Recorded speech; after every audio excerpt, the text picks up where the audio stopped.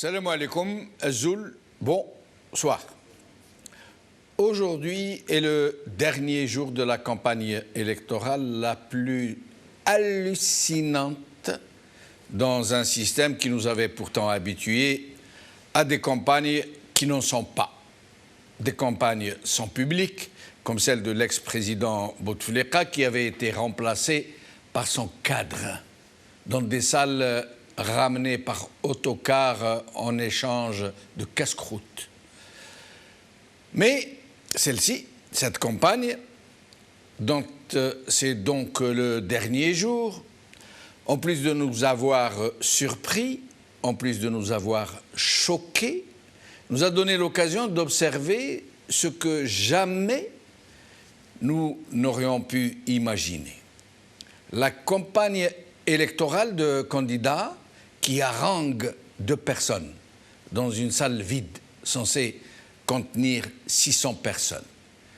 Des chefs de parti qui n'osent même pas relayer leurs vidéos parce que boudés par leurs supposés électeurs, par ce public qu'ils espéraient et qui n'a pas été au rendez-vous, y compris parmi leurs propres familles et leurs propres militants. D'autres partis, les islamistes maison tout particulièrement, qui savent ratisser large et qui savent recourir aux vieilles méthodes FLN et RND pour remplir leurs salles de pauvres malheureux qui sont rémunérés pour leur présence, des scènes d'un autre âge, d'un chef de parti qui distribue des bonbons à une foule hébétée d'enfants et de pauvres hères comme autant de poules, pardon pour ce mot, à qui on jette du maïs. Ce qui a fait pleurer de rage des gens qui ont connu des scènes similaires pendant la colonisation. Un mépris jamais imaginé. Le même chef de parti qui se fend d'un discours où il attaque, sans la nommer bien sûr, la Kabylie, d'une façon qui laisse imaginer l'ampleur de son irresponsabilité et la démesure de son ambition. Un autre chef de parti qui, à défaut de pouvoir remplir les salles et à défaut de décliner son programme, tombe à bras raccourcis sur les militants hirakistes de la diaspora, de la communauté algérienne à l'étranger. Al-Hassol, un vrai carnaval Fideshara, qui montre toute l'étendue des dégâts et le niveau caniveau de ces candidats.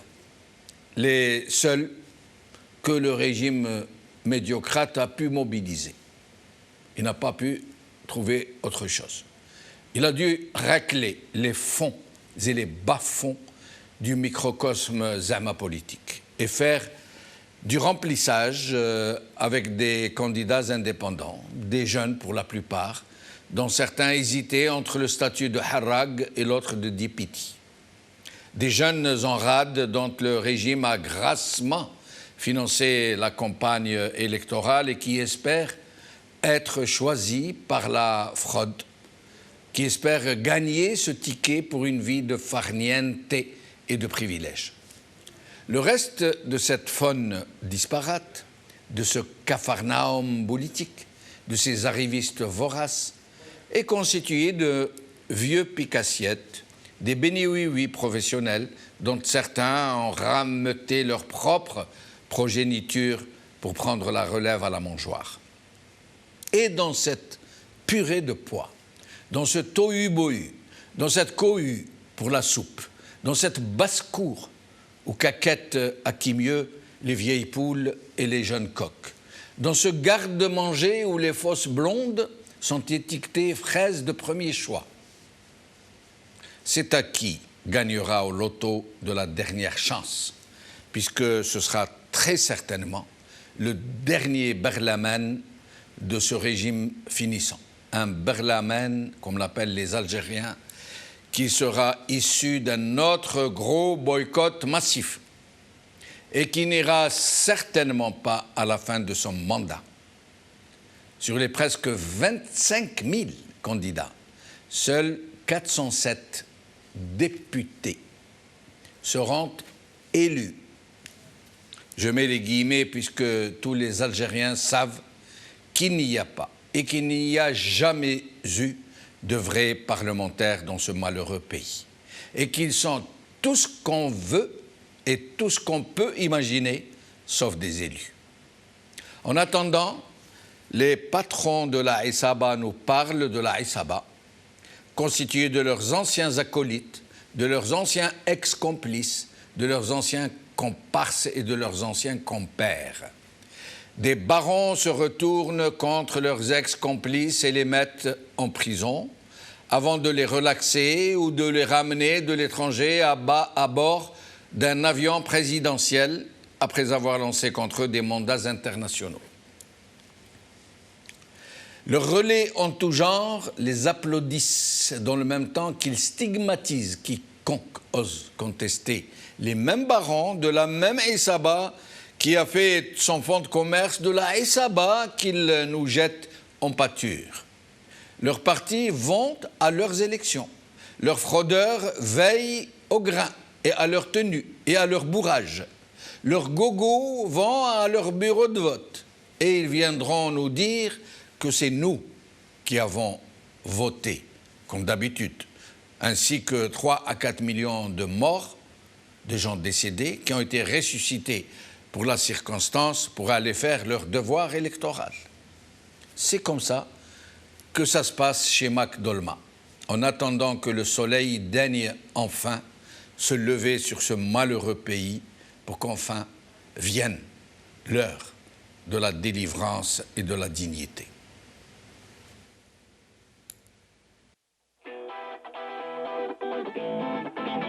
All right, again. تحت الرعاية السامية لفخامة الشعب.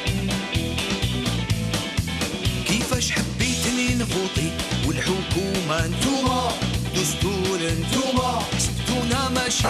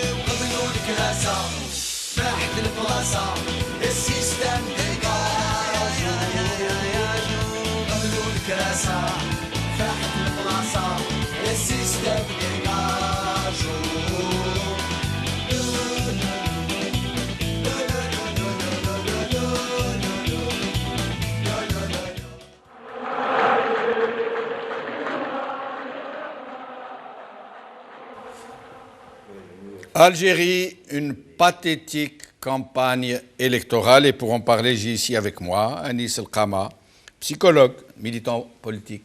Anis, merci d'être là. Merci pour l'invitation. Merci. Hakim Haddad, activiste politique. Hakim, merci d'être là. Merci de cette invitation. Merci. Depuis Alger, au téléphone, le docteur Mohamed Lamine Chiban, médecin et militant politique. Mohamed Lamine Chiban, merci d'être avec nous. À vous aussi, merci. C'est Jamal Din, tout le plaisir est pour moi et à vos invités. Merci beaucoup. Alors, donc, la campagne électorale prend fin aujourd'hui. Une campagne très, très curieuse. On n'a jamais vu pareil. Pourtant, dans ce pays où les campagnes électorales se suivent et se ressemblent, mais là, ils ont, j'allais dire, franchi le mur du son, pour ne pas dire autre chose. Nous allons voir quelques images de cette campagne électorale, comment elle s'est passée à peu près. الانسان اللي راه في المستوى اللي راه يشرفنا وما يكلفناش، حنا كرهنا من البروتوكولات، كرهنا من الوعود الكاذبه، رانا نقولوا لكم يا خوتي شوفوا الانسان اللي راه انسان في المستوى، ومش قاعد نقول لكم خطاب رنان، انا جو سوي سبيسياليست نتاع لي دومين. انا راني نقول لك اليوم وغدوه جيب لي نامبورت كان، جيب لي اي واحد انا نهضر معاه انا وندخل معاه في التفاصيل. الخير عليكم، ان شاء الله راكم بيان. هذا وين ماكياولي، جبدوا لي شعري، رجعوني بنادم. الوغ لا سوربريز تاع الثقة تكتشفوها غدوة ان شاء الله. هذا ما كان، وبيان سور نتلاقاو بكم دومان نتهضروا، اون فا سو فوا. بصح قولوا لي ديمونش اسكو فوالا عجبتكم لا سوربريز. شكرا جزيلا يعني جميل جدا، شكرا. وهذه ليك ثاني يا بنتي. شكرا، اذا صورة جميلة جدا. هذا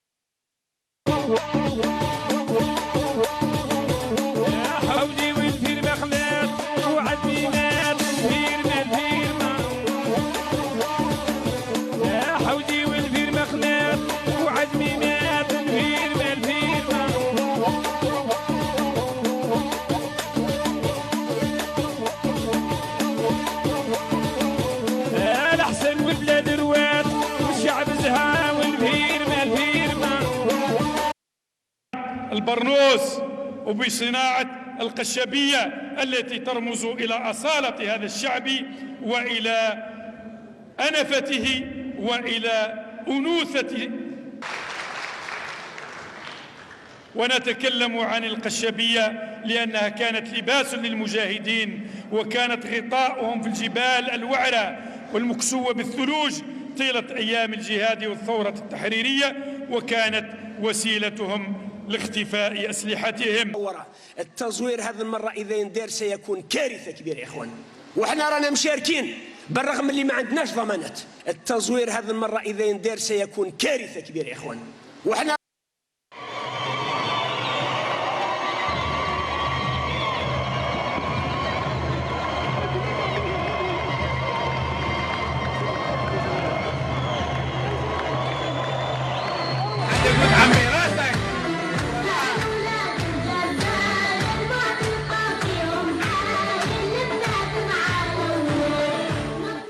حنا كي رانا نديرو في الحمله.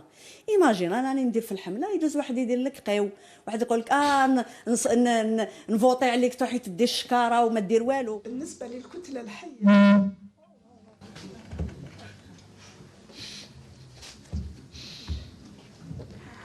ملي بدينا الانتخابات حنا مشكل الميكرو. أعوذ بالله من الشيطان الرجيم، بسم الله الرحمن الرحيم. إخواني أخواتي السلام عليكم، معكم أعمر القريشي المدعو عباس، مترشح للانتخابات التشريعية 12 جوان 2021 عن حركة البناء الوطني للدائرة الانتخابية لولاية بومرداس، متحصل على شهادة البكالوريا ل 2020، طالب سنة أولى جامعي في كلية حقوق. أنا راني إعلامية مقيمة في الإمارات، جيت خصيصا للجزائر لكي أشارك في هذا التغيير. شوف نتكلم الصراحة، أنا فكرت أني نترشح من باب الغيرة على وطني بالدرجة الأولى.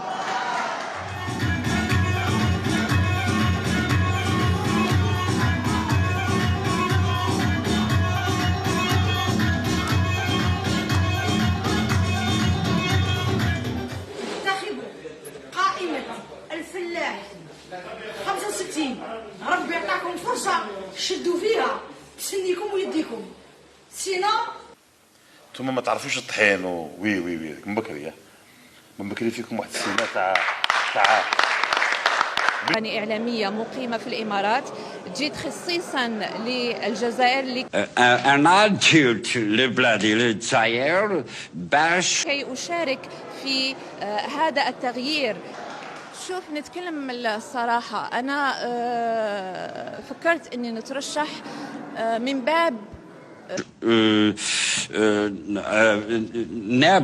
نابني فيلا كبيرة بيسيون في حيدر.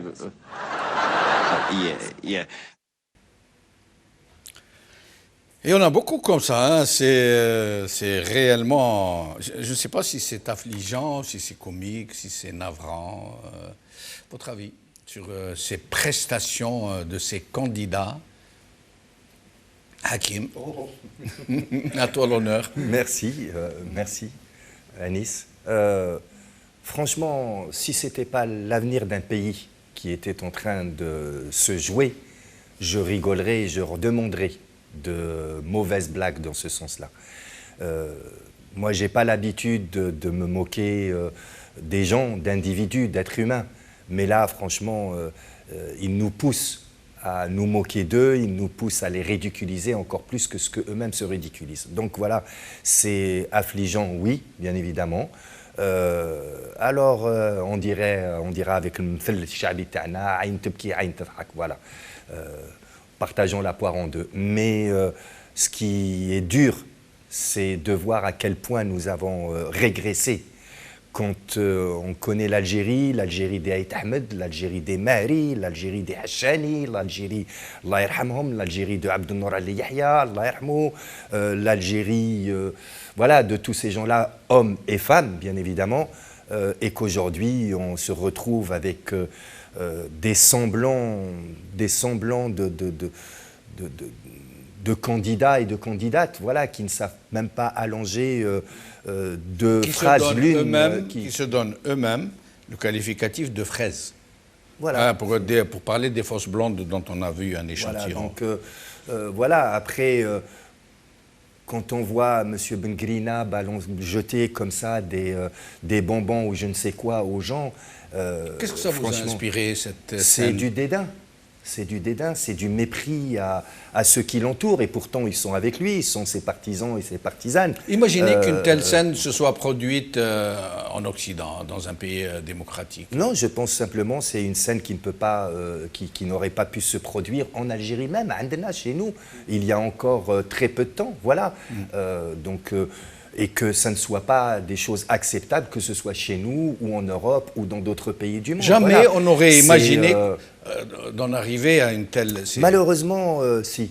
Malheureusement, excusez-moi de vous contredire sur cette voie, mais malheureusement si, parce que on en avait déjà discuté, autant on peut toujours monter, on peut toujours exceller, si on peut toujours descendre de plus en plus bas. Il n'y a pas de fond, il n'y a là, pas de... c'est réellement...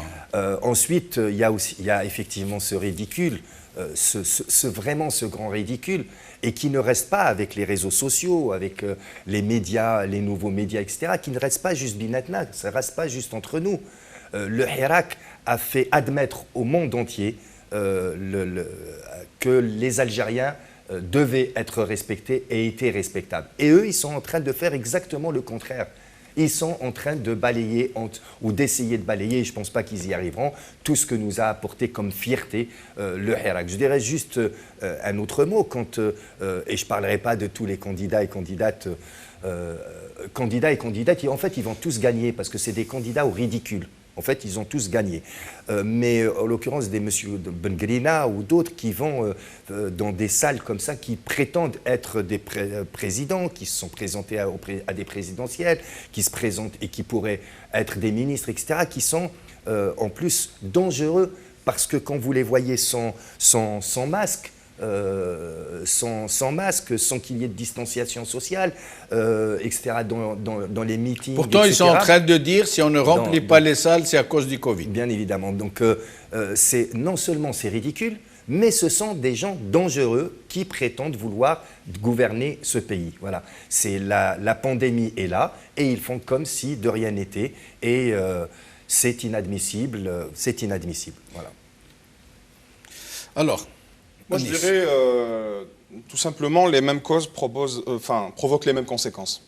Donc moi, ça me rappelle tristement la coupole. J'avais parlé de coupolisation de la vie politique ici. J'avais proposé ce terme-là.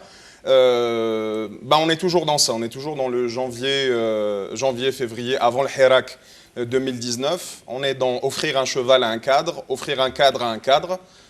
On en rigolait.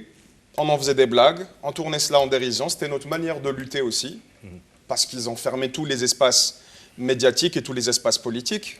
Il faut rappeler que Bouteflika avait fait le vide autour de lui. Le vide parce qu'il ne supportait pas qu'il y ait de compétences, il ne supportait pas qu'il y ait des personnes qui puissent passer dans les médias et lui faire ombrage. Et c'est la même chose maintenant. On interdit Rage, on interdit les partis, on tente d'interdire l'UCP, le PST, les espaces politiques, les endroits, les cadres d'organisation dans lesquels des personnes peuvent s'exprimer et peuvent montrer je dirais, la belle Algérie qu'on a envie de voir, l'Algérie nouvelle, qui est d'ailleurs du côté du Hirak et pas du côté de cette mascarade électorale qui, moi, me fait rire, mais un rire jaune, un rire triste, parce que, justement, les réseaux sociaux sont un double tranchant. Il en va aussi de l'image de notre pays, c'est-à-dire ça circule maintenant.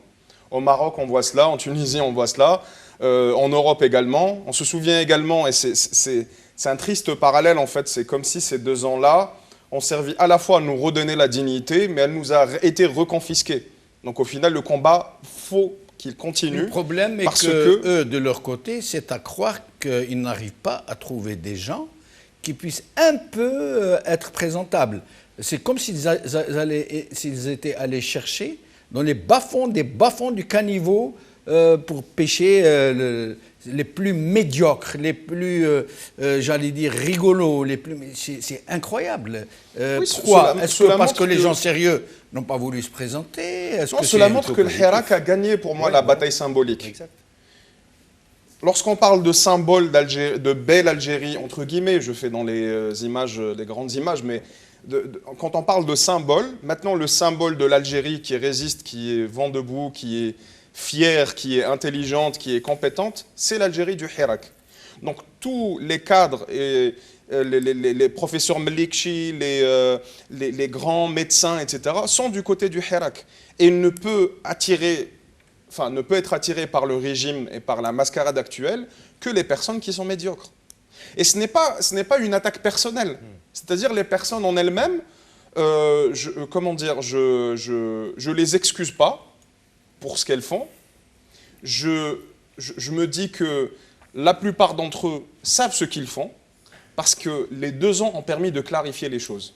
Et on ne vient pas me dire on a envie de changer de l'intérieur. Il est impossible de changer les choses de l'intérieur. On ne va pas refaire l'histoire. Du régime, vous voulez dire. Oui, voilà. On ne va pas refaire l'histoire de Louis Ahnoun, de Saïd Saadi, etc. Les personnes qui se justifient par un changement de l'intérieur, c'est tout simplement impossible, même s'ils ont les compétences. La preuve. Voilà.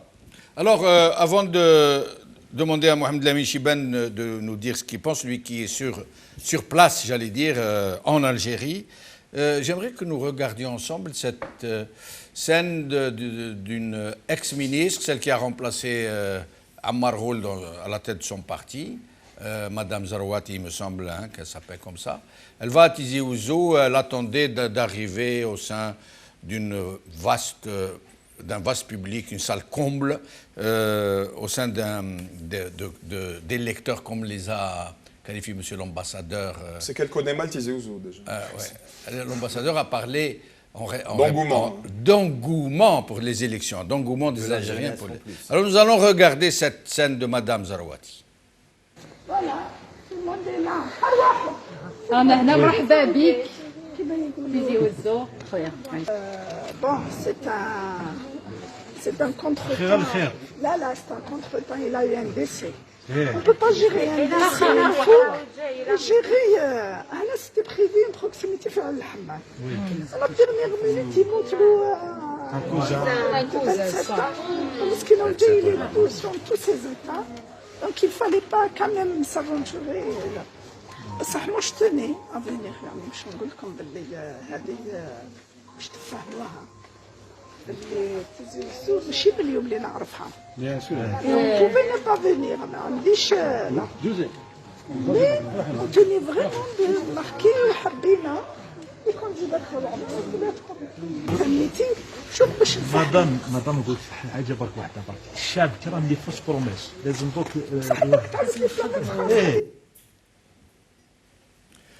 Docteur Mohamed Lamine Chibane, alors vous qui êtes sur place, dites-nous, qu'est-ce que vous en pensez, que pensent nos compatriotes de toute cette pagaille, de ce cinéma, de ce carnaval fait de Shara?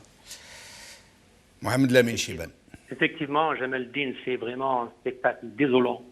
Je tiens d'abord à vous remercier pour m'avoir invité et à saluer toute l'équipe Al-Magharibiya Al-Habiba. Merci. Et merci en même temps, j'en profite pour faire un coucou à mon ex-camarade du lycée El Mokrani Ibn Aknoun, que tu connais, que tu invites souvent. Il s'appelle Dédé, c'est Idir Ounogni. Ah oui, donc, il va être content. Hein. Oui. Il va être content. Voilà. Donc, cher ami Jamal Eddine, en voyant cette campagne électorale, elle est incolore, elle est inodore. Ces élections, quand je vois ce genre de candidats, quand on revient en 62, si Jamal Eddine, 60 ans en arrière, quand je vous cite quelques candidats à la députation de l'Assemblée nationale constituante pour la circonscription de Sétif, qui représentait pratiquement toute la Kabylie, et dont mon père, Allah yarhamou, Cheikh Abdelrahman Chiban, était candidat, il y avait Farhat Abbas, il y avait Hussein Aït Ahmed, il y avait Youssef Ya'lawi, il y avait Mourad Ousdik, mais aucune comparaison, cher Jamal Dine, aucune avec ces personnages insignifiants. Et malheureusement, c'est le pouvoir et il cherche à faire ces élections coûte que coûte contre la volonté populaire. Mais Mohamed Lamine Chiban, comment expliquez-vous cette incroyable régression de ces candidats qu'on voit aujourd'hui et qui montrent le niveau, excusez-moi, de ces gens comparé à 60 ans plus tôt, de gens dont vous venez de citer quelques noms, et d'autres, bien d'autres encore. Comment expliquez-vous qu'on puisse régresser à ce point? Pourquoi sommes-nous passés d'un embryon de nation qui venait de naître, qui était à ses premiers balbutiements, à, comment dire, c'est incroyable, c'est plus qu'un avortement. Qu'est-ce qui s'est passé? C'est la résultante d'une gestion catastrophique, d'un parti unique, d'une dictature militaire avec une façade civile. Et voilà, c'est le résultat. Donc voilà, quand on voit en 62 comment on avait ces candidats, et Dieu seul sait combien il y avait d'autres candidats qui étaient vraiment à la hauteur, et avec ce genre de personnages insignifiants, vraiment aucune comparaison. Et j'en profite pour vous dire, ce qu'a dit Boumela, intikhabat yani bidoun shad. Ce pouvoir, ce régime veut aller à des élections sans peuple, sans le peuple. Il parle de i'lam bidoun hurriya. A-t-on vu des débats contradictoires dans les plateaux TV, que ce soit chaîne 3, Canal Algérie, enfin je veux dire TV3, et puis les autres chaînes qui se disent privées, libérales, indépendantes, soumises, obéissantes. A-t-on vu des opposants politiques dans ces plateaux? Et donc, i'lam bidoun hurriya, une presse démocratie bidoun ahzab. Voilà les partis qui représentent le peuple algérien, que ce soit les partis laïcs, le FFS et le RCD, ou les partis islamistes, en l'occurrence le FIS, le Front islamique du salut, ou les partis véritables partis, ils sont... Mais Mohamed Lamine Chiban, excusez-moi de vous interrompre. L'ambassadeur de France, dans sa lettre en droit de réponse qu'il a exigé du journal Le Monde, il parle d'un engouement des Algériens pour ces élections. Et nous venons de voir des images de salles vides, de gens qui semblent pour le moins désintéressés, sinon décidés à boycotter massivement. C'est quoi cette histoire d'engouement des Algériens? Déjà, si vous savez, je vous rappelle, le score en 2019 pour les élections de 2019, c'était combien? C'était 35% pour la PN. C'était 23%. 23%. Si ma mémoire est bonne.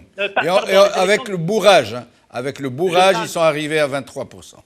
2017, les élections des dernières. Ah, 2017, pardonnez-moi. Oui. Pardon. Moi, je parlais du référendum pour la Constitution. Non, je parle des élections, c'était 35%.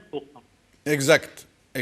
Et le Destour, 23%. C'est ça, 23 ou voilà. Voilà, exact. Donc, déjà, la Tribune, le journal français, le journal économique, la Tribune, il a fait un papier aujourd'hui où il parle vraiment et il prévoit des élections à une participation de 20%. Oui. Alors, quand on revient à monsieur l'ambassadeur, il s'adresse à un journal prestigieux, Le Monde, Jacques Chauvet, Le Monde, le correspondant des années 70, c'était Paul Balta. Il s'adresse à lui, il discute avec, il s'adresse à un journal, sans les citer les journaux algériens. Mais non, le journal Le Monde, c'est un journal, c'est vraiment le journal, quand on le compare aux autres journaux français, que ce soit le journal communiste, l'Humanité, ou le journal de droite, Le Figaro. Le Monde reste un journal prestigieux, un journal de centre, un journal vraiment objectif. Alors, oui, mais il a le tort. C'est un journal qui a, on peut dire, des choses et d'autres, mais ce qui a fait sortir le régime de ces gonds, et que ça vient juste après ce que beaucoup de gens ont appelé le publi-reportage du journal Le Point. Et ça a fait très mal au régime, mais il n'y a pas que ça. Il y a eu d'autres articles, aujourd'hui l'Humanité, la Tribune de Libération, la Tribune, Courrier International. C'est comme si c'était un réveil après une telle, j'allais dire, une si longue connivence. Tout à fait. Alors il devrait encore écrire à ces journaux, hein, et leur faire des adresses, de leur dire comme quoi vous n'êtes pas du côté du régime, du pouvoir. Et là, c'est la réalité. La réalité est là. Regardez les salles qui sont vides. Comment parle-t-on d'engouement? Ici, je vous parle de la région. Puis, le Bouakhi, j'étais avec des amis, des journalistes, ils me disent qu'il y a c'était des salles vides. Les personnalités qui venaient, politiques, n'osaient même pas aller dans ces salles. C'était vraiment vide, vraiment vide. Comment allons-nous vers ces élections et on parle d'engouement? C'est la réalité, subhanallah. Et restez avec nous, Mohamed Lamine Chiban. Je reviens vers vous, plutôt Anis El Kama, et je pose la question aux psychologues. Oui. Comment peuvent-ils oser de telles outrances, de tels excès, parler d'engouement? S'il avait parlé pour un intérêt relatif des Algériens, s'il avait dit oui, vous savez, c'est comme toutes les législatives, il y a des intérêts. Il faut questionner, c'est un psychiatre. C'est incroyable. D'où puise-t-il une telle audace? Comment dire, c'est une logique jusqu'au boutiste, une logique on rentre dans un tunnel et on continue dans notre logique. Et c'est dû à quoi? Désespoir, le déni? C'est un déni car, ils sont dans une... Si on a fait une comparaison justement avec la psychologie, il y a ce qu'on appelle le mécanisme de défense. Et parmi les mécanismes de défense, les personnes peuvent oublier le trauma qui se passe. Donc eux, ils sont dans un déni de trauma sociétal. Et est-ce qu'ils ne veulent plus le voir? Je pense que je pense que certains ne veulent pas y croire, oui. Mais eux, quand ils avancent, c'est quand même un ambassadeur, c'est quelqu'un d'assez...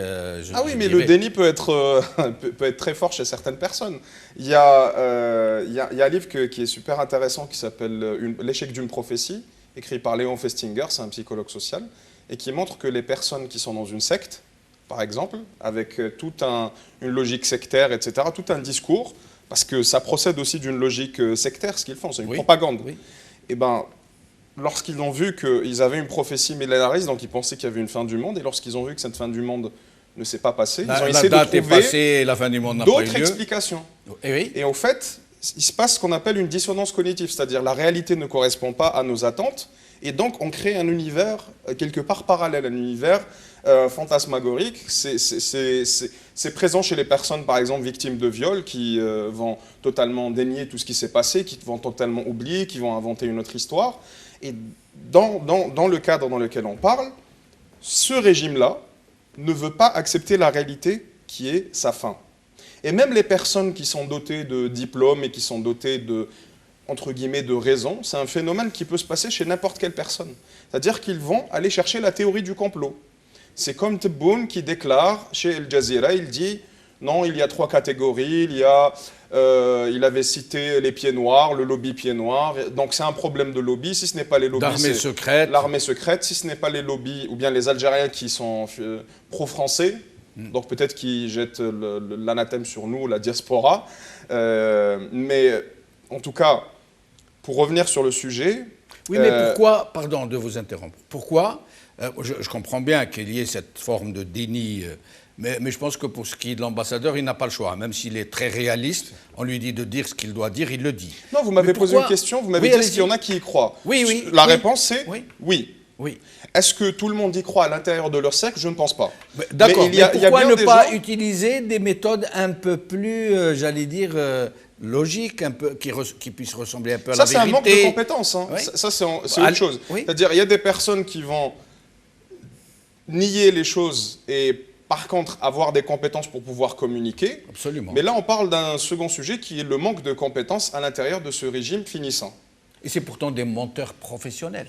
Ça fait 60 ans qu'ils pratiquent l'art du mensonge. Ils le pratiquent de moins en moins bien car les faits sont têtus, car les faits sont difficiles à contourner. Et donc, moi, la logique que je vois souvent revenir, c'est la théorie du complot. C'est le Maroc. Si ce n'est pas le Maroc, c'est Israël. Si ce n'est pas Israël, c'est les États-Unis. Si ce n'est pas les États-Unis, c'est la France. Ensuite, Qatar, on revient le Maroc, etc., le Qatar, la Turquie, l'OS. Donc, c'est un déni chez certains.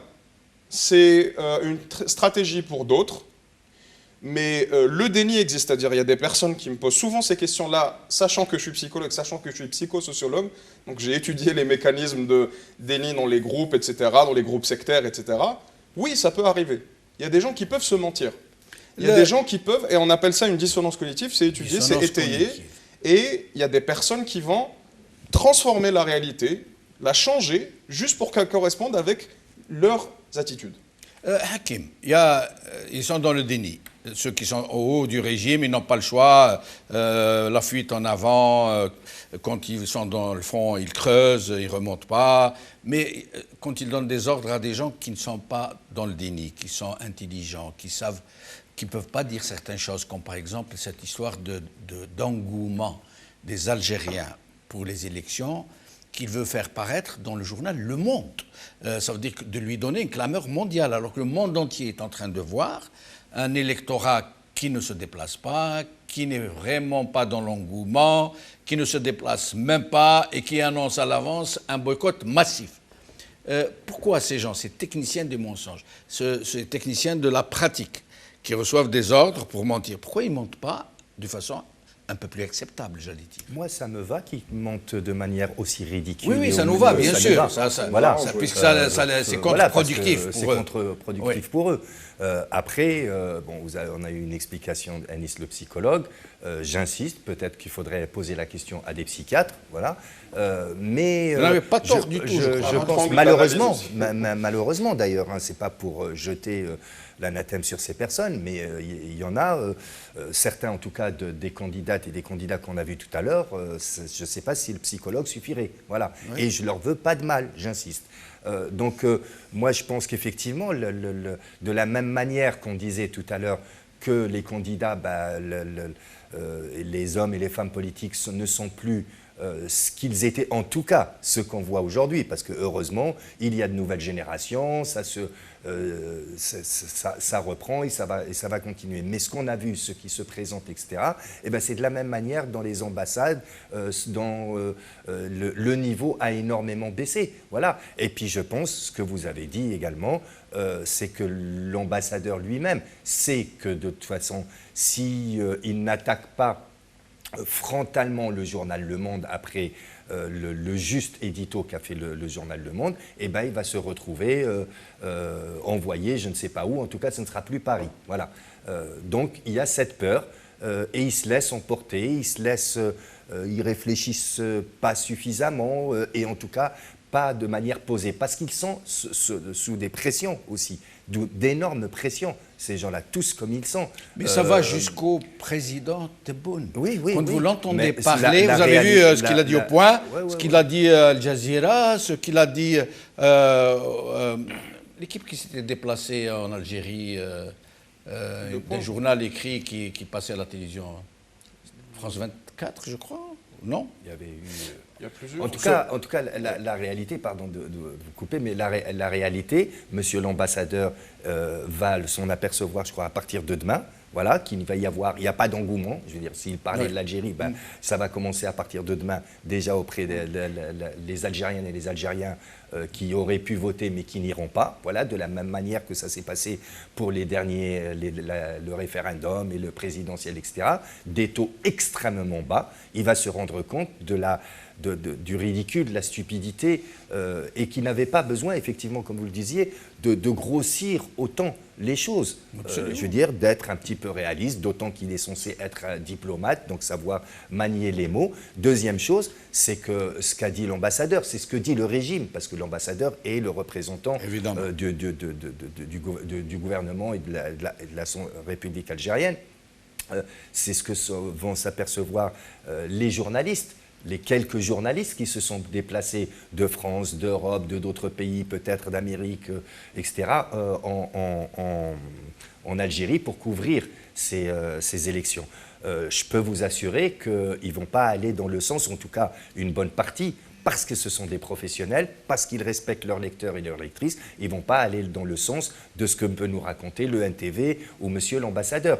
Moi, j'ai eu à parler avec 2-3 personnes que je ne citerai pas, sinon voilà, ils ne rentreraient pas en Algérie où ils seraient manu militari renvoyés, de ces journalistes espagnols, français,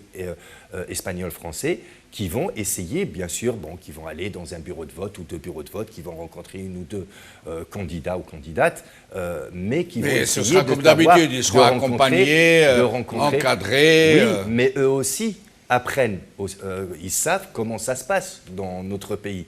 Donc ils ne vont pas être tenus en laisse. Il y a des méthodes que les journalistes... Moi, je vous confirme qu'ils seront tenus en laisse, soi-disant pour leur sécurité. Oui, ils ne bien pourront sûr, pas aller où ils veulent. Non, où ils veulent. Ils seront accompagnés mais des il y a des services moyens sécurité. de rencontrer, et ce n'est pas la première élection. Ouais. Il y en a qui en sont à leur 3e ou 4e voyage en Algérie, donc ils connaissent des gens, ils ont des numéros de téléphone, etc. Donc ils vont essayer le plus possible, en tout cas bien sûr ce ne sera pas parfait, de faire réellement leur travail, et ça va faire mentir cet ambassadeur, malheureusement pour nous, malheureusement pour la communauté algérienne en France, parce qu'il est censé représenter et être le défenseur des intérêts de la diaspora ou des Algériennes et des Algériens à l'extérieur. Mohamed Lamine Chibane, une question dans la même veine. Pourquoi est-ce que aujourd'hui nous sommes en train de constater que dans l'Irak, dans ce monde qui est contre le régime, qui s'exprime, qui se mobilise, qui milite, il y a tellement de gens intéressants, tellement de gens sensés, tellement de gens, en plus d'être intègres, en plus d'aimer leur pays, en plus d'un tas d'autres qualités, alors que dans le régime, c'est comme s'ils ne parvenaient plus à s'auto-régénérer. Y compris parmi les plus intelligents, parmi les plus diplômés, parmi ceux qui savent parler plus que les autres, il n'y a quasiment que des gens dont on a l'impression qu'ils ont vraiment été au fond pour les chercher, quoi. Pourquoi, d'après vous? Comment expliquez-vous ça, ce phénomène? Un régime vieillissant. Un régime vieillissant, dictatorial, qui refuse l'opposition, et donc qui veut faire perdurer ses privilèges. Donc les véritables opposants, les personnalités politiques, Dieu seul sait combien elles sont nombreuses dans notre pays. J'ai cité Farhat Abbas, Saïd Ahmed et d'autres les années 60, mais Dieu seul sait, il y en a combien, comme elle a dit votre invité. Donc, malheureusement, c'est un régime qui ne veut pas voir la réalité en face. Et là, si Jameldine, quand je cite la dernière déclaration du Conseil des droits de l'homme de l'ONU, il parle des véritables élections démocratiques reflétant la volonté populaire sont essentielles pour garantir la légitimité de l'autorité des gouvernements et la confiance du peuple. Malheureusement, nous sommes loin de ça.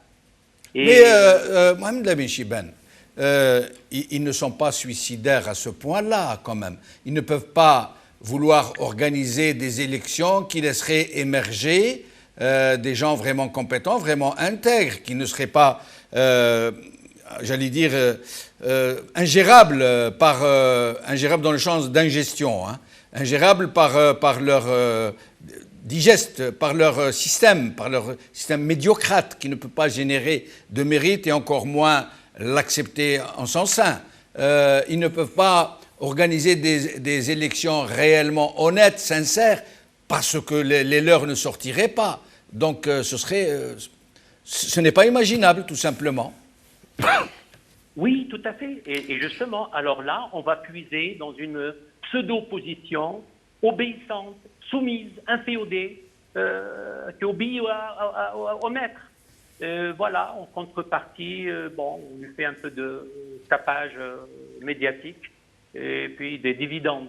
Mais honte à eux, que ce soit ces partis que vous avez cités au début, ces partis islamistes, entre guillemets, ou alors d'autres partis qui se disent laïcs ou sans citer le nom, mais enfin on les connaît. Ils étaient avec le Hirak et puis à 180 degrés, ils ont changé.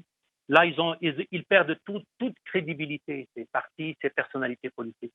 Mais soyez certains, c'est Jamaldine, que le Hirak, dans son grenier, des hommes et des femmes qui seront capables de relever le défi. Il viendra un jour, comme l'a dit Farhat Abbas, il viendra un jour où on verra vraiment ce pouvoir va reconnaître qu'il a échoué dans cette politique d'exclusion. Ils excluent alors là, en mettant en prison, en mettant en garde à vue des professeurs en médecine, en mettant des professeurs d'université, plus de 200 Mu'taqlin qui sont en prison, alors que ces résidus de la mafia militaro-financière, ils sont libres, ils voyagent comme ils veulent et personne ne les inquiète. Mais Rabbi yuhmil wa la yumhil. Voilà, plutôt. Restez avec nous. Alors, mes chers amis, j'aimerais vous poser une question. On va essayer d'être un peu dans la compréhension du phénomène. Qu'est-ce qui se passe? Pourquoi sont-ils dans cette démarche? Qu'est-ce qui l'explique? Pourquoi veulent-ils absolument aller vers ces élections, quitte à être encore une fois massivement désavoués? Pourquoi ne pas avoir gardé l'ancien Parlement, comme ils disent, l'Assemblée nationale, jusqu'à la fin de son mandat pour voir venir, pour pouvoir préparer doucement la suite des événements? Pourquoi se sont-ils vraiment précipités si mal, si vite, avec des gens qui ne font vraiment pas le poids, qui ne risquent vraiment pas de provoquer un quelconque engouement? D'après vous, pourquoi veulent-ils absolument faire passer ces élections et pourquoi maintenant? En fait, moi je dirais pas que ça me rappelle, parce que je n'ai pas vécu la période, mais la perestroïka en URSS, à la fin des années 80, c'était une élite vieillissante, une nomenclatura, des vieux communistes, entre guillemets, qui pensaient tout pouvoir gérer dans l'URSS. Oui. Et ne pas pouvoir ouvrir. C'est pour ça qu'ils ont échoué entre 85 et 89, après la chute du mur de Berlin, etc. La logique dictatoriale. Gorbatchev, il est du... C'est autre chose. Gorbatchev... C'est le contraire. Gorbatchev était dans toute autre veine. Ils ont tenté de faire des réformes, mais ce n'était pas possible de réformer quelque chose d'aussi pourri de l'intérieur. Dis autrement. Le boomerang qu'ils ont lancé, il n'a pas pu gérer ça. Et puis à la fin, il y avait un régime très vieillissant. Oui, mais Anis, il y a deux choses. Moi, je voulais juste apporter une observation. D'abord, l'intention était très saine. Il voulait vraiment réformer. Oui. C'est pas comme Tebboune qui nous la joue. Justement, c'est non réformable. Ouais. Justement, c'est non réformable. Voilà, j'arrive à ce que je voulais dire. Maintenant, je comprends ce que vous voulez dire. Bonne intention ou mauvaise intention, c'est irréformable. D'accord. Donc, pour ça que j'ai tenté le parallèle. Bien sûr que comparaison n'est pas raison. Voilà, on ne peut pas faire copier-coller. Mais c'est juste pour dire que quand on est dans une logique de pensée réformée avec de l'ancien qui ne peut plus fonctionner, avec un régime militaire qui est lui-même vieillissant, c'est-à-dire, je vais me faire un peu l'avocat du diable, si seulement c'était des militaires, des cadres militaires qui étaient un peu plus jeunes, un peu plus en phase avec ce qui se passe dans la société. C'est pour ça que ça rappelle justement la période de la préhistoire, c'était des personnes qui avaient géré l'URSS pendant une période, qui ne pouvaient pas la réformer parce qu'ils avaient toujours les mêmes réflexes, parce qu'ils ne pouvaient pas être en phase avec ce qui se passait. C'était impossible. Je pense que dans cette situation-là, ils sont dans ce délire-là de surpuissance, ils sont dans une logique patrimonialiste, c'est-à-dire l'Algérie nous appartient, encore dans la même logique, je dirais, qui a procédé après la confiscation de notre indépendance par les personnes qui sont venues dans l'été 62, par les personnes qui ont confisqué l'indépendance à toute l'Algérie. On est toujours dans la même logique, et parfois avec les mêmes personnes. Donc quand on voit un Nazzar, etc., des personnes comme dans ce personnel-là militaire et politique, on est toujours dans la même logique. Je dirais même que ça aurait été plus intelligent de leur part de tenter une pseudo-ouverture, ou à moitié, comme ça a été fait.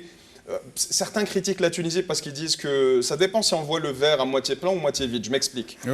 En Tunisie, il y a eu la chute de la dictature de Ben Ali. Ensuite, il y a eu une ouverture, mais il y a quand même eu une contre-révolution, comme dans toutes les contre-révolutions dans le monde, qui a fait que l'RCD s'est recyclé par un Nida Tounes, etc. Absolument. Donc, moi, je pense que la Tunisie est sortie vraiment de la période révolutionnaire pour aller dans l'après-révolution, c'est à l'élection contre Nabil Karoui, c'est-à-dire du président actuel. Nabil Karoui étant le directeur de Nesma TV, qui était proche de Ben Ali. Oui. Dans notre cas, c'est un mal finalement pour un bien. Il bloque tout, mais en même temps, pour nous, opposition, tout est clair. Il n'y a que la rupture qui est possible. C'est-à-dire, s'ils avaient fait une période d'ouverture, peut-être qu'on aurait, certains d'entre nous se seraient précipités sans gage, et c'était possible. Hein. Oui. Dans une certaine période, les personnes étaient capables d'aller négocier, c'était soit après la chute de Bouteflika ou après la mort de Gaït Salah, ils étaient capables d'aller négocier juste après. Moi, j'aurais peut-être un peu attendu d'avoir des gages réellement démocratiques. Mais le fait qu'ils ferment comme ça le jeu, quelque part, il y a quelque chose de positif dedans, c'est qu'ils sont en train de s'écrouler d'eux-mêmes. Le seul risque, c'est qu'il y ait explosion sociale à cause de la crise économique.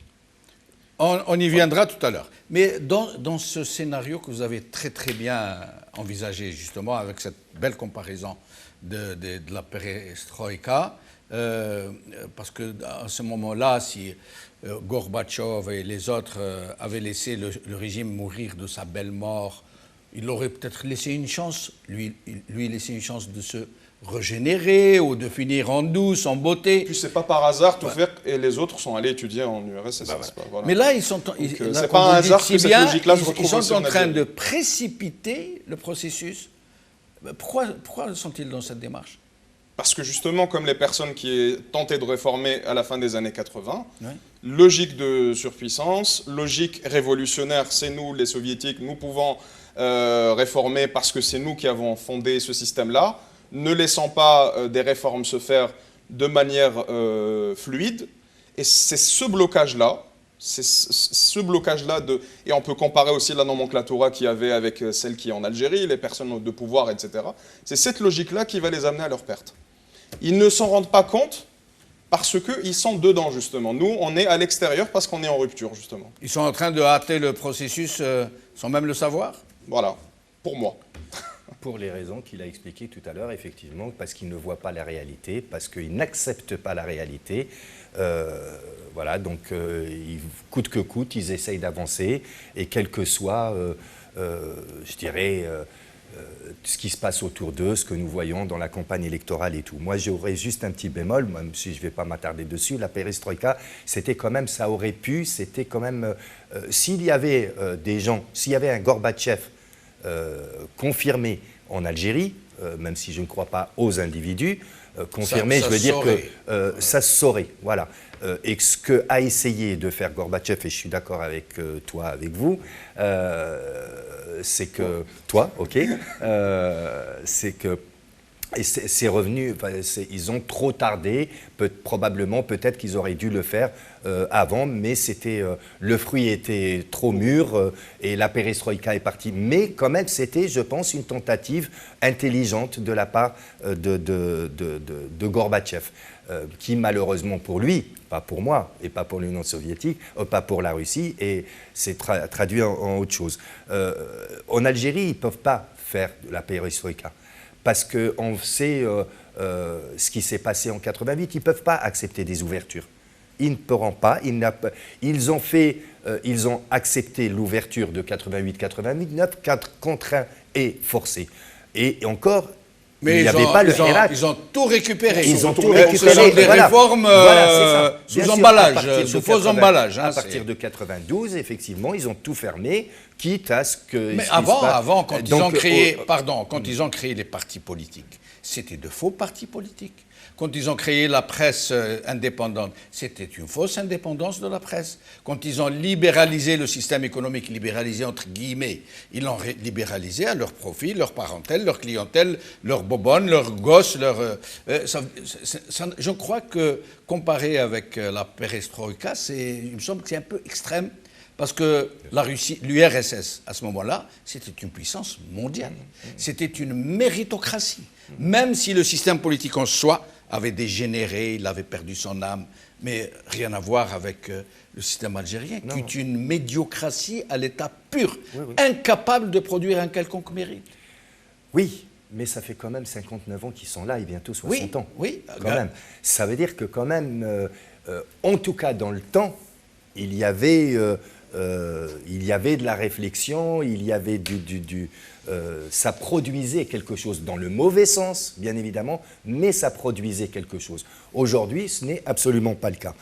Juste pour 88, ils n'ont pas, il y a eu de la création d'appareils et de partis politiques qui leur étaient acquis, qu'ils ont eux-mêmes, c'est eux-mêmes qui les ont créés, mais il y a eu quand même, pour dire la réalité, il y a eu quand même des partis politiques qui ont vu le jour, qui étaient des partis politiques respectables ou qui se voulaient indépendants, en tout cas du pouvoir, etc. En tout cas, qui exprimaient des tendances déjà dans la clandestinité. Voilà. Donc, mais juste pour revenir à aujourd'hui, ils s'en aperçoivent pas, ils ne veulent pas l'accepter et je pense qu'ils ne l'accepteront pas. Et surtout, peut-être qu'on traitera un petit peu de la question, le silence des capitales du monde et la connivence de certaines capitales, en l'occurrence la capitale française, Paris, avec les interdictions des différentes marches par le préfet de Paris. Donc, ils n'accepteront pas et ils vont continuer, malheureusement, à nous faire perdre du temps et bien plus que ça, avec en roue libre. En roue libre, quoi. Donc, il n'y a pas grand-chose. Il n'y a plus grand-chose, et encore je suis gentil, d'attendre de la part de ce régime qui puisse en tout cas relever le niveau. Et effectivement, ça a été dit depuis tout à l'heure, ils sont au bout. Ils sont au bout, donc ils font, quand vous voyez pourquoi cet ambassadeur fait ce droit de réponse aveugle, avec par ailleurs, je ne citerai pas le mot, mais avec une flagrante faute d'orthographe. Ah oui. Flagrante faute d'orthographe, c'est un ambassadeur et en plus en France. Avec ses en rappelant juste que les annales dérivent du mot, du vocable an, l'année. L'année, ça veut dire c'est les archives de chaque année concernant... alors que ce qu'il a écrit, lui, ça relève, c'est un seul N, et ça relève d'un autre organe. Voilà, d'autres organes. Donc, en fait, comme ils sont au bout, eh ben, ils ne trouvent effectivement que ce personnel médiocre qui veut bien. Parce que je pense que il se pourrait fortement, qu'il y ait des gens compétents dans leur cercle, mais qui ne veulent même plus aujourd'hui se montrer et aller en soutien public à des élections comme ça. En tout cas, on ne les voit ni les entendant nulle part, jamais. Alors, Mohamed Lamine Chibane, pour rester... pourquoi sont-ils on a l'impression qu'ils sont en train de précipiter, de hâter leur propre chute. Pourquoi vont-ils dans des choses qu'ils ne maîtrisent pas, à plus forte raison qu'ils n'ont plus les moyens de leur méthode, ils n'ont plus l'argent pour pouvoir acheter la paix sociale, corrompre leur entourage, corrompre les puissances qui sont en connivence avec eux. Pourquoi ont-ils provoqué cette élection à un tel moment aussi compliqué, alors qu'ils auraient pu attendre un peu, gagner du temps, n'y aller que vraiment contraints et forcés? Ils auraient même pu peut-être prolonger la vie de leur ex-parlement juste pour gagner du temps. Pourquoi sont-ils aussi suicidaires, j'allais dire? Ils sont suicidaires. Ils sont suicidaires, c'est Jamal Din. Et tout à l'heure, vos invités parlaient justement du régime soviétique des années 80, de ce régime vieillissant. À l'époque, c'était Brejnev comme secrétaire général du Parti communiste, mais il y avait Podgorny, il y avait Kosygin. Quand on allait à la RDA avec Eric Honecker, ou la Roumanie avec Nicolas Ceausescu, tous ces régimes sont tombés par les années 80. Et c'est de là, avec la chute du mur de Berlin, que tous ces pays de l'Est se sont vraiment réveillés, comme je le vois. Et puis, alhamdoulilah, ils ont vraiment gagné du terrain pour le moment. Mais là, notre régime ne veut pas reconnaître la réalité. Et il perdure, voilà, il est là, et il agonise. C'est un régime qui est agonisant. En allant pour des élections, ce futur Parlement, sincèrement, Jamaldine, sera-t-il vraiment une chambre de surveillance? Va-t-il créer des commissions pour enquêter sur les scandales financiers des hauts cadres de l'État? C'est une chambre d'enregistrement, c'est Mallouli. La même chose. Et voilà, et on refait. Alif Bata, كما كان يقول عليها الغنية تاع جعفر بك زيد عاود. Maintenant, pour votre question, Jamel Din, voilà, c'est la réalité. En face, nous avons des hiérarchistes qui veulent vraiment. Les hiérarchistes, il n'y a pas de hiérarchie asile et de hiérarchie. Le combat des hiérarchistes, c'est pour la disparition de la corruption, pour le trafic d'influence, pour le détournement des biens publics, pour la mauvaise gestion, pour la liberté des médias. Alors on dit, voilà, rien n'a changé. Rien n'a changé. Même le tazouir, on le voit déjà comment ils retransmettent le passage des personnalités politiques dans le... On voit pas la salle. C'est une forme de tazouir. Le fait que la caméra fixe vers l'animateur de la campagne dans une salle donnée et qui ne veut pas montrer le public, ça montre déjà le tazouir. Donc, vraiment, je n'y crois pas du tout à ce régime, sincèrement. Il y a ceux qui sont sortis réellement pour qu'il y ait un changement, mais un véritable changement. Et il y en a ceux qui se contentent maintenant de ce qu'il y a. Et là, c'est une véritable rupture, Jamel Din. C'est une rupture entre le peuple et ses dirigeants. Le peuple, il ne fait plus confiance à des hommes, à un peuple qu'il n'a pas choisi. Et c'est normal, comme vous l'avez si bien dit, mais il y a un peu de pétrole quand même. Et donc, c'est alléchant pour Total, c'est alléchant pour la France. On peut fermer l'œil. Rappelez-vous le printemps tunisien, la France qui se dit démocrate ou républicaine ou je ne sais quoi, égalité, fraternité, liberté, elle a soutenu le régime totalitaire, sanguinaire, Ben Ali jusqu'à la dernière seconde. Ah oui, on se rappelle de cette déclaration de cette ministre. Voilà, la déclaration était prête à envoyer des bâtons pour voilà. Oui. Donc c'est normal, tant qu'il y a un peu de pétrole, croyez-moi, on ferme l'œil pour ce régime. Alors, en plus d'être bricoleur, d'être dans l'improvisation la plus totale, dans l'incompétence, dans l'impéritie, dans j'allais dire, excusez, je suis un peu excessif, dans la crétinerie, dans la stupidité la plus abyssale, en plus de tout ça, ils sont vraiment dangereux. Et nous allons écouter M. Benguerina, qui a osé quelque chose, qui a osé des mots que personne avant lui n'avait osé prononcer, à part Naïma Salhi, mais Naïma Salhi ramené à sa dimension, ce n'était pas trop grave à la limite. Mais là, M. Benguerina qui se dit présidentiable, qui vise non moins rien que d'avoir la majorité au Parlement, donc d'être le futur chef du gouvernement, il s'attaque à une région. Écoutez bien et nous allons en parler. أقول مشكلة ولايتين ولايتين وبعض أجزاء من بضع ولايات هي صنيعة سلطة مرت خلال عشرات من السنين السابقة بكل أسف شديد. عندما تعامل أي منطقة في الشرق أو في الغرب أو في الشمال بأنها أو توصف بأنها منطقة الرخوة، هذا ضعف في السلطة. حتى أن يوم من الأيام أحد الذين هم الآن في الحبس،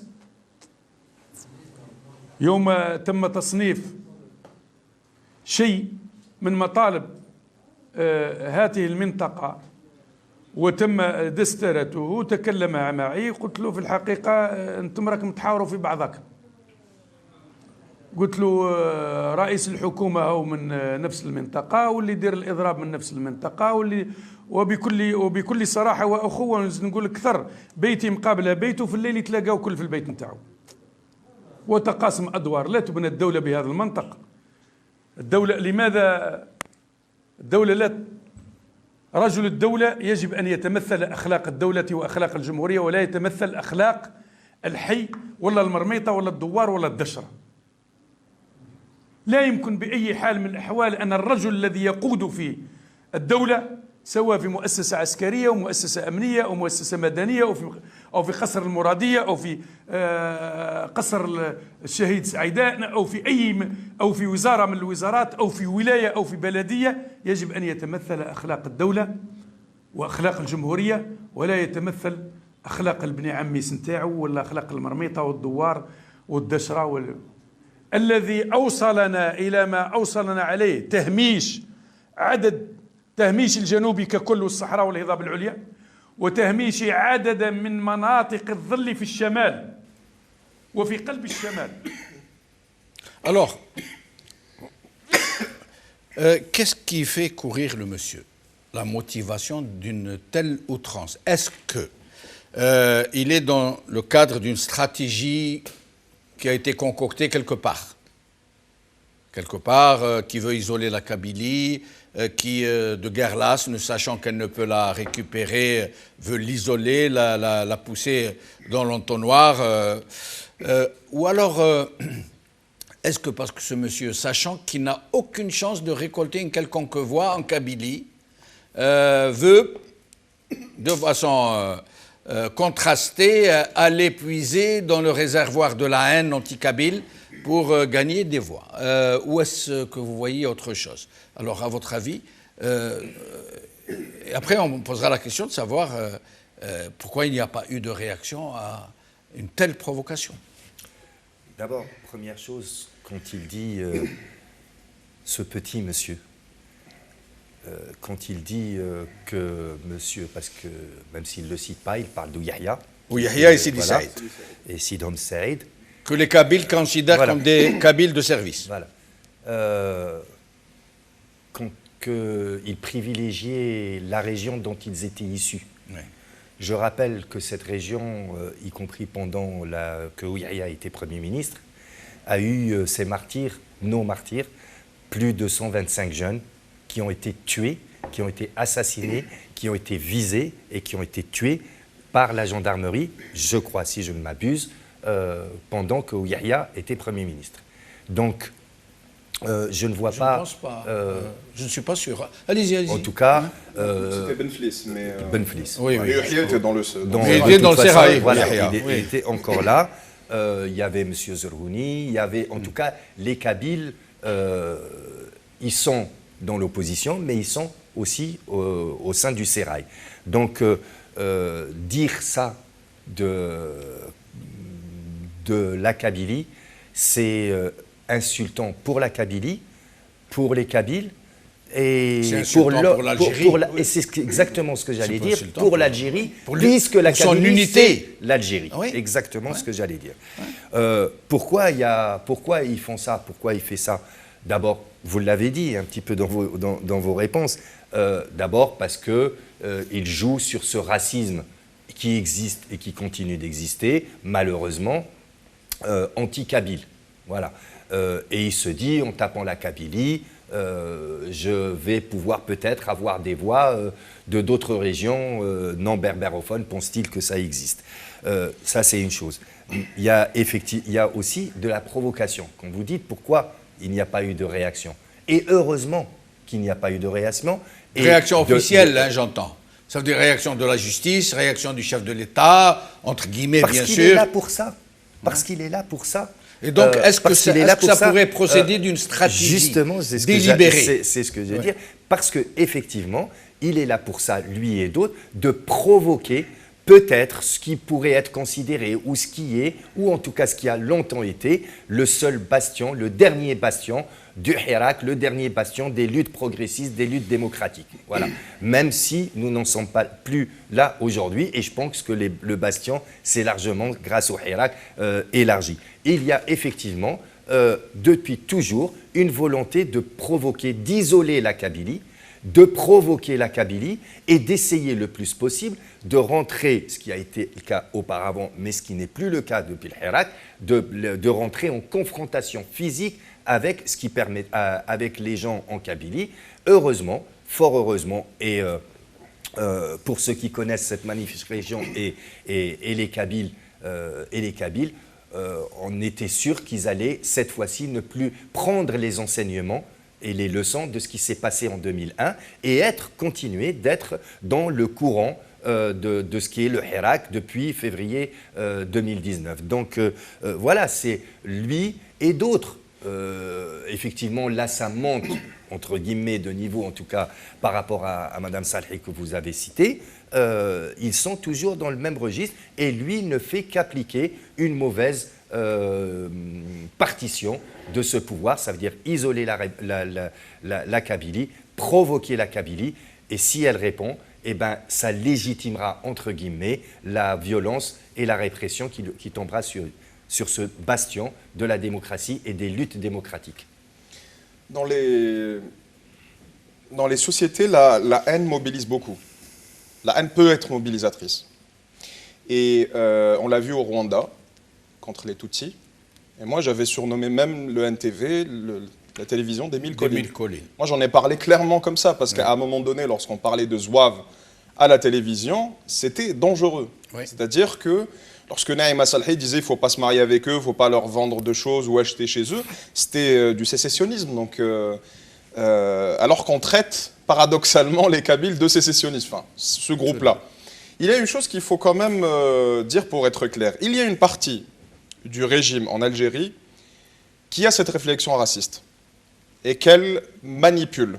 Et il faut dire, pour être juste, que ce genre de posture et d'attitude existe partout, y compris en Kabylie. Ah, bien sûr, bien sûr. Mais pour mettre les choses bien au point. Il n'y a pas seulement de l'anti-kabylisme, il y a des Kabyles qui pratiquent de l'anti-arabisme, etc. Oui, bien sûr. Bah, c'est pas nouveau. Enfin, dans toute l'Algérie, il y a des personnes qui sont sensibles à l'unité nationale, etc. Il y a des personnes aussi qui, sorties de leur rue, n'aiment personne, n'aiment même pas leurs voisins, n'aiment pas d'autres villages, d'autres. Ça, c'est, je dirais, c'est humain, malheureusement. On lutte contre ça. Mais c'est humain. Mais vous avez dit le mot de haine, le plus dangereux, c'est utiliser la haine. Oui. Vous avez dans le formidable livre de Orwell 1984 ce qu'on appelle la minute de la haine. Oui. C'est lorsqu'une institution, qui est une dictature, qui est une machine, qui utilise la haine à des fins de propagande. Et vous avez dans ce fameux livre, ils utilisent la minute de la haine, c'est-à-dire ils mettent tout le monde devant un écran, et il faut qu'ils insultent une personne. Pourquoi? Parce que la haine, et ça renvoie à des choses qui sont profondes dans la psyché humaine, la haine mobilise.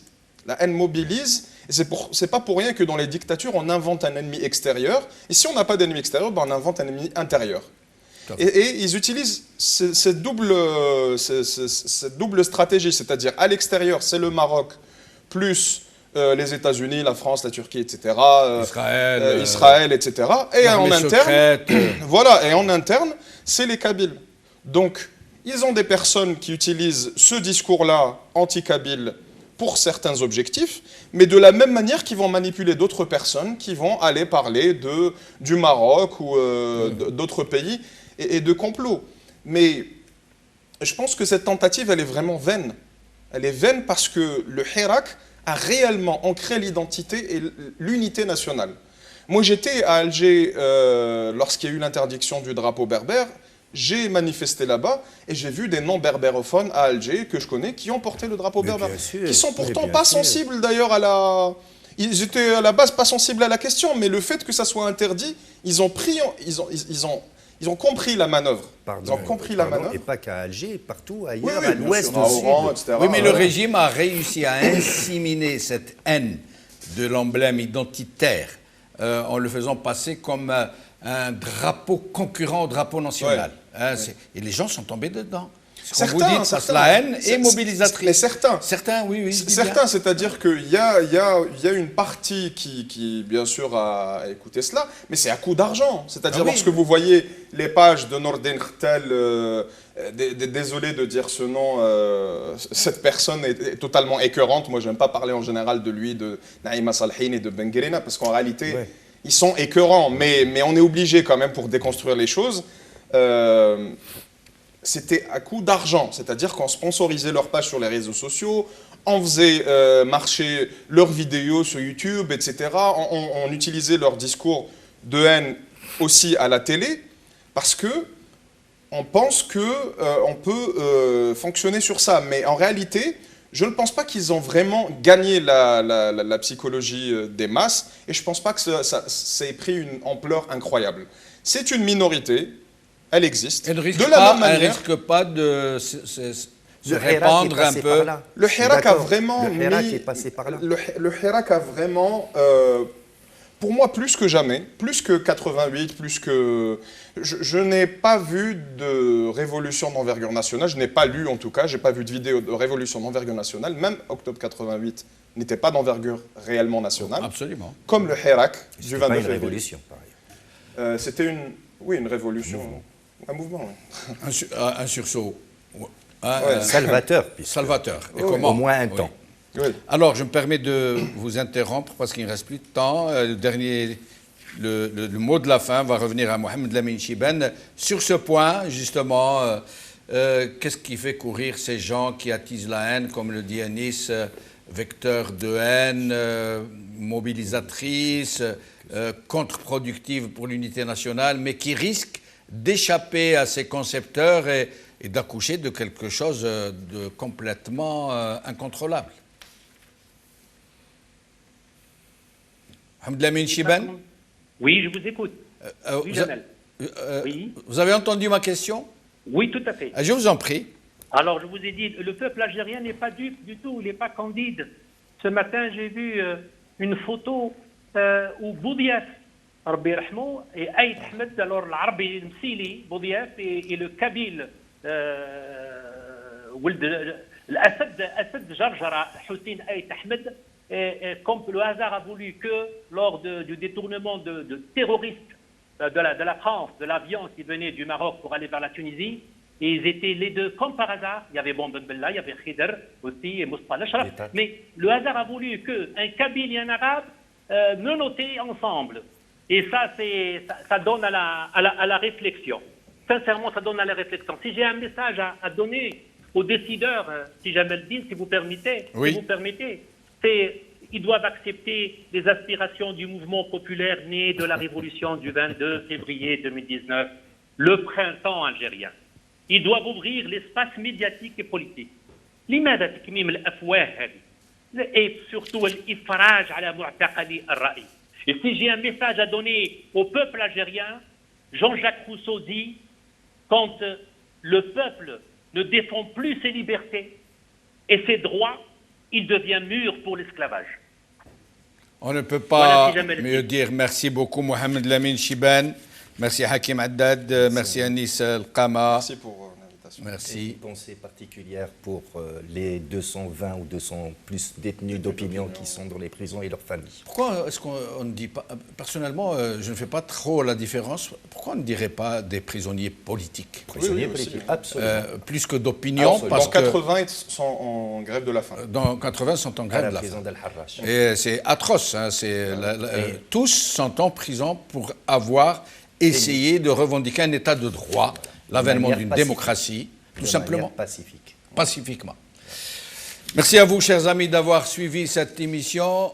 Selmiya, Selmiya, Khawa, Khawa, Hatta Djil Hurriya, Khawa la Khair, Tallah Farwahkum.